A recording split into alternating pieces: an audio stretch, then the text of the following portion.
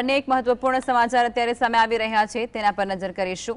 सुरेन्द्रनगरमां रोगचाळो वकर्या होवानी अत्यारे दहशत छे ते वर्ताई रही छे અને ઠેર ઠેર વરસાદી પાણી ભરાવાને પગલે મચ્છરજન્ય રોગચાળો અત્યારે વકરી રહ્યો છે, જેમાં વરસાદી પાણી ભરાઈ રહ્યા છે ઠેર ઠેર। તેને કારણે કોલેરા, મેલેરિયા અને શરદી, તાવ, ઉધરસના કેસમાં નોંધપાત્ર વધારો શહેરમાં જોવા મળી રહ્યો છે। શહેરમાં ફિલ્ટર વગરનું પાણી પૂરું પાડવામાં આવી રહ્યા હોવાની પણ વિગતો સામે આવી રહી છે।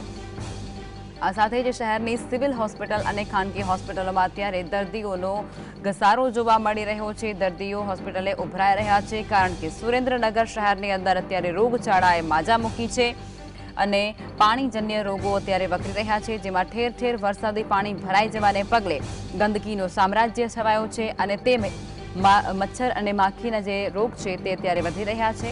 કોલેરા, મેલેરિયા અને શરદી, તાવ, ઉધરસના કેસમાં નોંધપાત્ર વધારો સુરેન્દ્રનગરમાં થવા પામ્યો છે।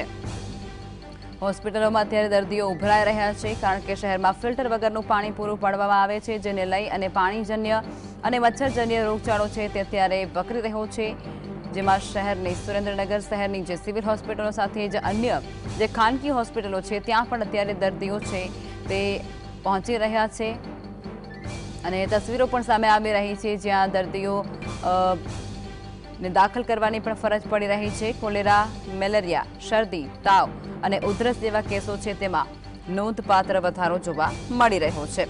સુરેન્દ્રનગરની આ સ્થિતિ જોવા મળી રહી છે। સુરેન્દ્રનગરમાં રોગચાળાએ માજા મૂકી છે। રોગચાળો વકર્યો હોય તેવું સ્પષ્ટપણે કહી શકાય છે, કારણ કે સિવિલ હોસ્પિટલ અને અન્ય ખાનગી હોસ્પિટલો છે ત્યાં અત્યારે દર્દીઓનો ઘસારો દિવસે ને દિવસે વધી રહ્યો છે।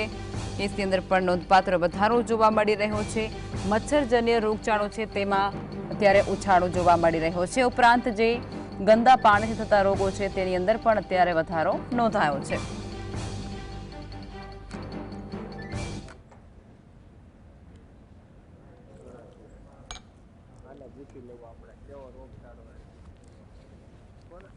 आज मुद्दे हमारा संवाददाता फजल जोड़ाई चुक्या है। फजल, सुरेन्द्रनगરમાં રોગચાળાએ માજા મૂકી છે, હાલની પરિસ્થિતિ શું છે? ખાસ કરીને સુરેન્દ્રનગર શહેરી વિસ્તાર અને ગ્રામીણ વિસ્તારમાં વરસાદ બાદ રોગચાળાએ ઉછાળો માર્યો છે, ત્યારે ખાસ કરીને સુરેન્દ્રનગરની સિવિલ હોસ્પિટલમાં હાલના તબક્કામાં રોજના 700 થી વધુ દર્દીઓની ઓપીડી નોંધાઈ રહી છે અને દર્દીઓનો ઘસારો છે તે જોવા મળી રહ્યો છે। સુરેન્દ્રનગર જિલ્લામાં પાણીજન્ય અને મચ્છરજન્ય રોગચાળાએ ઉછાળો મારતા હાલના તબક્કામાં જે ચિંતા છે તે તંત્રની ચિંતામાં પણ વધારો થયો છે અને રોગચાળાની રંજાડ પણ સર્જાઈ જવા પામી છે। પહેલા તો કેમેરામેનને કહીશ કે આપણે સુરેન્દ્રનગરની સિવિલ હોસ્પિટલમાં છીએ, ત્યાંની જે ઓપીડી છે તે દેખાડવાનો પ્રયાસ કરશે। કતારો છે તે સિવિલ હોસ્પિટલમાં લાગી રહી છે। દર્દીઓનો ઘસારો છે તે મોટી સંખ્યામાં સુરેન્દ્રનગરની સિવિલ હોસ્પિટલમાં નોંધાઈ રહ્યો છે। વહેલી સવારથી દર્દીઓ દવા લેવા માટે લાઈનોમાં ઉભા રહેતા હોય છે અને ખાસ કરીને તેમની ઈલાજ માટે હાલ સ્પેશિયલ ડોક્ટરોની ટીમો પણ તૈનાત કરી દેવામાં આવી છે। ઉલ્લેખનીય છે કે સુરેન્દ્રનગર શહેરી વિસ્તારોમાં જે ફિલ્ટર પ્લાન્ટ છે તે બંધ હાલતમાં હોવાના કારણે કોલેરાના કેસો વધ્યા છે। સુરેન્દ્રનગર શહેરમાં મહાનગરપાલિકાના કુલ 6 જેટલા ફિલ્ટર પ્લાન્ટો આવેલા છે, તે પૈકીના 4 જેટલા ફિલ્ટર પ્લાન્ટો બંધ હાલતમાં છે। એટલે જે સુરેન્દ્રનગરનો જે ધોળીધજા ડેમ છે તેમાંથી સીધું સુરેન્દ્રનગર શહેરની જનતાને પાણી વિતરણ ઘર સુધી કરવામાં આવી રહ્યું છે। ફિલ્ટર વગરનું પાણી વિતરણ કરવામાં આવતા પાણી પીવામાં પણ લોકો ઉપયોગ કરતા હોય છે, જેને લઈને કોલેરાના કેસો વધ્યા છે। બીજી તરફ જે વરસાદ વરસી રહ્યો છે, જેને લઈને શહેરની 30 થી વધુ સોસાયટીઓમાં વરસાદી પાણી ભરાઈ ચૂક્યા છે, જેને લઈને મચ્છરનો ઉપદ્રવ પણ વધી રહ્યો છે। ત્યારે મહાનગરપાલિકાની ટીમો એવા દાવાઓ કરતી હોય છે કે ફોગિંગ સહિતની કામગીરી છે તે કરવામાં આવી રહી છે, પરંતુ તેની કોઈ અસર હાલ પડી રહી હોય તેવું લાગી રહ્યું નથી, કારણ કે રોજના 700 થી વધુ ડેન્ગ્યુ, મેલેરિયા, શરદી, ઉધરસ, તાવ અને કોલેરાના કેસો છે તે સુરેન્દ્રનગરની સિવિલ હોસ્પિટલમાં નોંધાઈ રહ્યા છે। અત્યારે સુરેન્દ્રનગરની સિવિલ હોસ્પિટલમાં હાલના તબક્કામાં જે સ્પેશિયલ ડોક્ટરોની ટીમ તૈનાત કરવામાં આવી રહી છે।